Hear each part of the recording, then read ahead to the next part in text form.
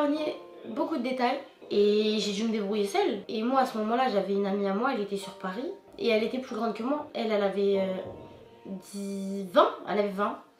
Et ouais, et moi j'avais 14.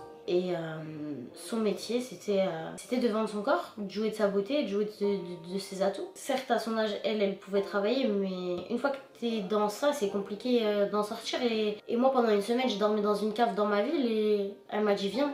Elle m'a dit Mouna, viens, tu vas pas rester toute ta vie dehors. De là, j'ai fraudé le train, je suis arrivée à Paris, 16e arrondissement, appartement et tout.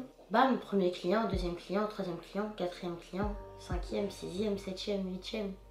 Tu vois pas la suite. De là, t'apprends vite les tarifs. 10 minutes 50, 30 minutes 150, 1 heure 350. Il y a les suppléments. Je vais vous expliquer un peu le but. Bon, c'était... je propose fellation, je prends en bouche mais je n'avale pas.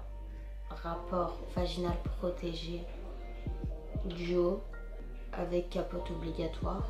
Les 10 minutes sont à 50, les 30 minutes sont à 150. L'heure est à 350. Et voilà, et tu fais ça toute la journée. Et je pouvais faire 2000 € par jour.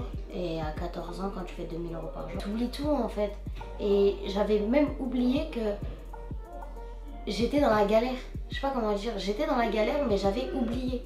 J'ai commencé à fumer, j'ai commencé à boire, j'ai pris de la coke, j'ai pris de l'extra, j'ai pris pas mal de choses. Et au bout de 6 mois, ma mère elle m'appelle et moi je pensais qu'elle allait me dire rentre à la maison et tout.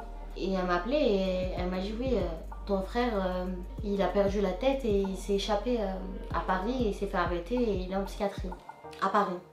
Et je lui dis bah moi